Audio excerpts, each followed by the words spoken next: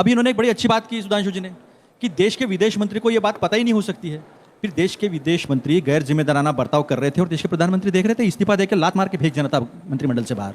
चलो भाई देखो अब मैं क्या कर। विदेश मंत्री जी के इस बयान की बात कही गई थी। भाई कांग्रेस पार्टी 55-56 साल सरकार चला चुकी है। अगर आर्मी कोई या डिफेंस फोर्सेस कोई एक्शन लेने जा रही हैं तो यह विदेश मंत्रालय को पता ही नहीं हो सकता। यह सिर्फ डिफेंस मिनिस्ट्री और प्राइम मिनिस्टर ऑफिस के बीच की बात है। इवन इस ढंग के ऑपरेशंस इतने गोपनीय होते हैं, यदि सेना की कोई स्ट्राइक कोर जा रही होगी तो सिर्फ उस स्ट्राइक कोर को पता होगा और आर्मी चीफ को पता होगा, दूसरी कोर को नहीं पता होगा। अगर एयरफोर्स का कोई स्क्वाड्रन जा रहा होगा तो सिर्फ उस स्क्वाड्रन लीडर को पता होगा और चीफ को पता होगा, बाकी किसी को नहीं पता होगा। तो कोई यह कहे कि विदेश मंत्रालय को पता था तो मुझे लगता है इसका मतलब बेसिक जानकारी भी सरकार के बारे में नहीं है। हां, अब एक बात जरूर बताना चाहते हैं जो अभी स्पष्ट किया गया। हमने जब ऑपरेशन पूरा हो गया रात 1:30 बजे पाकिस्तान को बताया कि हमने इस ढंग से टेरर कैंप्स के ऊपर स्ट्राइक की है। हमने आपके किसी सिविलियन टारगेट को नहीं मारा है और ना ही किसी मिलिट्री इंस्टॉलेशन को मारा है।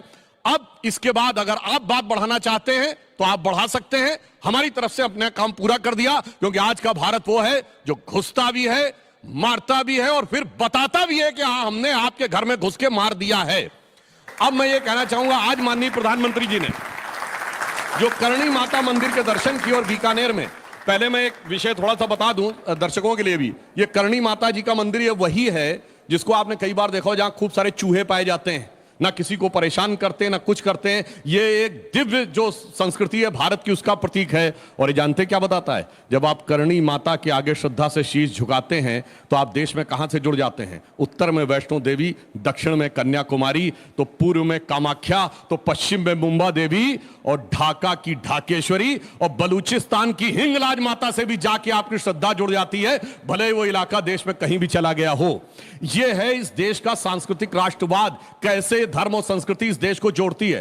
परंतु एक बात प्रधानमंत्री जी ने कही ना, जिन्होंने सिंदूर उजाड़ा था उनके घर उजाड़ दिए, जिन्होंने हिंदू पूछ के मारा था उनको उस मुकाम तक पहुंचाया है कि मरकज सुभान अल्लाह में बैठ के, एक दौर था भारत में आतंकवादी घटनाएं होती थी, वो सुभान अल्लाह बोलते थे, अब या अल्लाह बोलने की स्थिति आ गई, वो मोदी जी ने पहुंचाया। तो उसे एक पंक्ति में कहना चाहूंगा कि बहुत दिन तक भारत और हिंदू समाज को समझाया गया कि एक चांटा पड़े तो दूसरा गाल भी आगे कर दो। मैं कहता हूं वो दिन चले गए।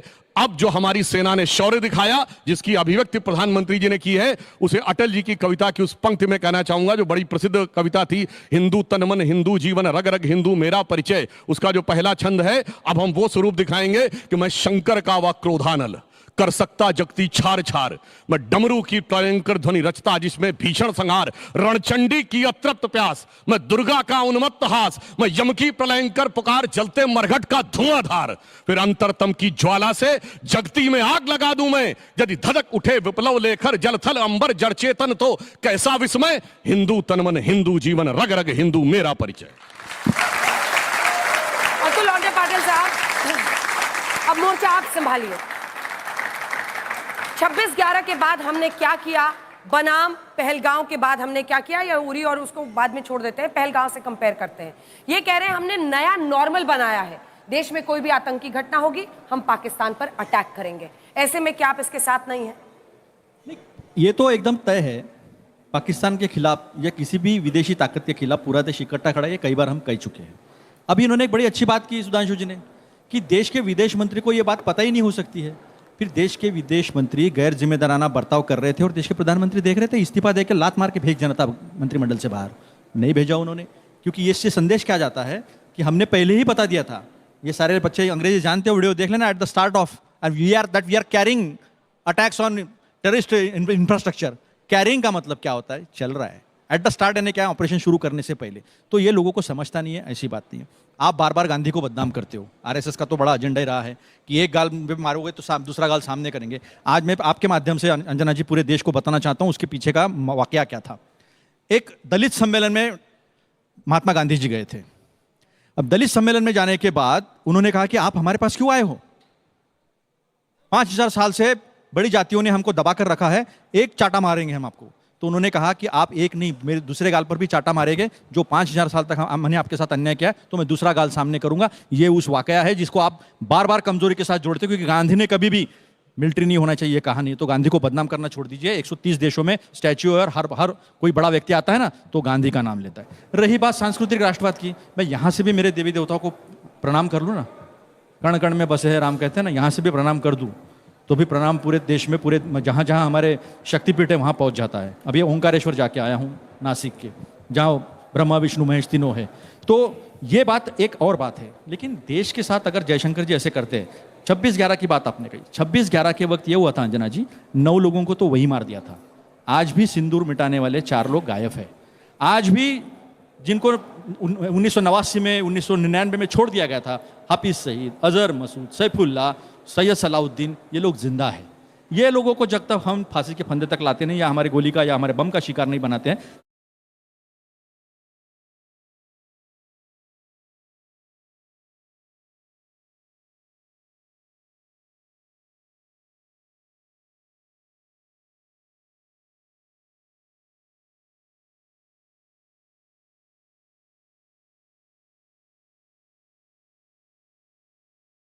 तब तक हमारे सिंदूर का बदला जो है वो पूरा नहीं होता है।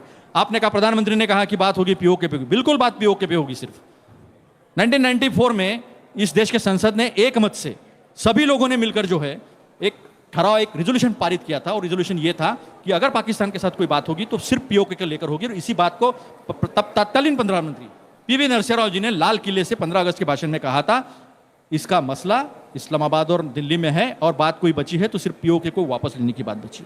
रही बात 26/11 की, आप 26/11 की बार बार बात करते हैं। 9 आतंकवादियों को तो वहीं ढेर कर दिया था, ताज में, कामा के पास में, इंडिया गेट के पास में, उनको वहीं ढेर कर दिया था। और एक जो था उसको फांसी के तख्ते तक पहुंचाकर पूरे दुनिया को दिखा दिया था कि आतंकी पाकिस्तान है, आतंक को सपोर्ट करने वाला पाकिस्तान है, और पूरे देश, पूरी दुनिया जो है हमारे साथ खड़ी थी। आज हमारे साथ कौन खड़ा है? कितना भी कोई झूठ बोल ले, दुनिया के सामने सब खड़ा है। हम सुनो, एक लास्ट आखिरी मुद्दा, हम नरेंद्र मोदी जी देश के प्रधानमंत्री है। आज इसके चलते कोई पक्ष विपक्ष नहीं है, कोई कांग्रेस बीजेपी नहीं है, हम पूरे ताकत के साथ खड़े हैं। अगर ट्रंप, वो अमेरिका के राष्ट्रपति है, संवैधानिक पद पर है, महासत्ता का प्रमुख कहलाता है, वो बार बार अगर मेरे प्रधानमंत्री को आग दिखाता होगा, मैंने पाकिस्तान का कई बार उल्लेख किया कि उन्होंने सबसे बड़ा टेररिस्ट मोदी जी को कहा था, ये बहुत पाकिस्तान के मीडिया की बात करते हैं, तो उनको आग दिखाने का काम अगर सरकार नहीं करेगी तो कांग्रेस करेगी। कांग्रेस कहेगा कि ये देश का स्वाभिमान, देश की स्वतंत्र विदेश नीति और देश के सार्वभौमता से अगर कोई कॉम्प्रोमाइज करेगा तो यहां से हम जवाब देंगे, क्योंकि हम भी देश की जनता की जवाब है। सरकार दे, सरकार के साथ हम पूरे ताकत से खड़े हैं, ठीक, कोई मध्यस्थता नहीं है। 4 सवाल है उनके। सबसे